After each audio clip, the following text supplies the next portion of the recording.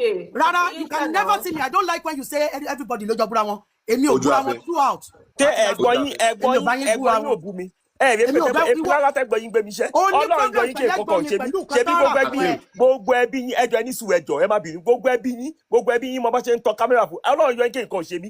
Wo ẹ mọ̀ ìṣe mo lẹ́bí. Ọmọ mi bá tọ live video lórí ọ̀wọ́. It's okay. Ṣèbí ẹ̀gbọ́n yín mo bá ṣe ṣe live video. Ọlọ́run yọ yín àdírẹ́sì àti yín kọ́ Canada àti kẹ́tẹ̀ ẹ̀gbọ́n mi kò gba 1 hour láti lọ sí Canada láti rà rẹ̀ ẹ̀gbọ́n yín. Ọlọ́run yọ yín kí nǹkan ṣe. ẹ̀yin èèyàn wa màmá Esabod ti parí ìjà tó wà lẹ́ẹ̀rin ọkọ àwọn single mother pẹ̀lú ojú abẹ́ o ó ti parí ìjà náà o ṣùgbọ́n àwọn méjèèjì wọ́n tún sì bára wọn jà lórí láìfù tí ó ti parí ẹ jẹ́ ká gbádùn nǹkan tí àwọn méjèèjì sọ. ẹ ń wọlé máa wà ẹ̀yin àtẹ̀gbọ́n yín ẹ mọ̀ èké mo lẹ́bi ṣèbí àwọn ẹbí wọn ní ké mo ń ṣe wèrè lórí social ẹ mọ̀ èké mo lẹ́bi o ó gbọ́ bí bàtà lọ wọ́n dúró dé yìí Ọlọ́run kọ́ ọjọ́ yín kí nǹkan ṣe ẹ mọ̀. wọ́n kọ́ insult èèyàn so mi lè insult mi ìdẹ̀ lè búyàn wọn fi yẹn kọ́ mi ibi tí mo ti wá wọn fi kọ́ mi pé máa insult.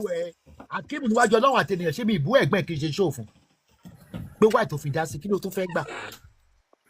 ṣé o màmá mi ò rí o. ìdílé tí gbọ́n mi ní personal beef ni because of nǹkan tó ń rà fún ẹ tó sọ pé wọ́n ra tó ní nǹkan tó ń rà ìwọ àti wọ́n jọ ní personal beef ni it is not about me it is about the personal beef tó ní pẹ̀lú wọn pẹ̀lú pé o sọ fún wọn pé màálù tí wọ́n rà tí mo rà fún ẹ pé màálù yẹn pé ó kéré ibi títí wo àti láti bẹ̀rẹ̀ ṣé ẹ̀gbọ́n tí ń ṣe kò yẹ kẹ́gbọ́n yín pè mí àbí kó pè àkà sọ̀rọ̀ èwo ni wọ́n máa ṣe ẹ̀kọ́ máa bú mi. ẹ̀gbọ́n yín ò mọ létò ẹ̀gbọ́n yín ò mọ létò tó bá jẹ́ ọmọ létò ni wọ́n máa pè mí ṣẹ̀bẹ́ yìí ní nọ́mbà mi ṣe fún wọn nọ́mbà mi ṣe fún wọn nọ́mbà mi kọ́ pè mí kájọ lọ́jọ́ lẹ́yìn ẹ̀gbọ́n yín wá lọ sí live video ọmọ àwọn kọ́ ta ló máa gbẹ́wò ẹ̀ èmi náà fúnra mi mo mọ̀ kọ́ tẹ́ bá sọ kémo wood mo accept ní kémo wood ẹ̀ ní ẹ̀ bá gaslight mi. Akeem ní sùúrù.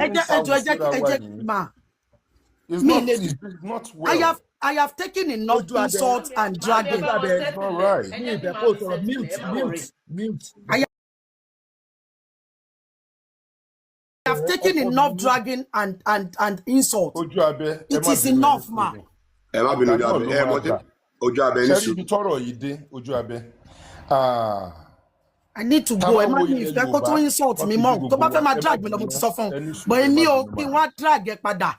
Ojú abẹ ní sùúrù. But Kweko, I expect to make him drag your padà. I will never descend so low, stoop so low to be replying you or dragging you back. It would rather be over my dead body. Starting from now to anywhere. Do you know how many people that called me because of your matter? I will not. I can drag you for one good year.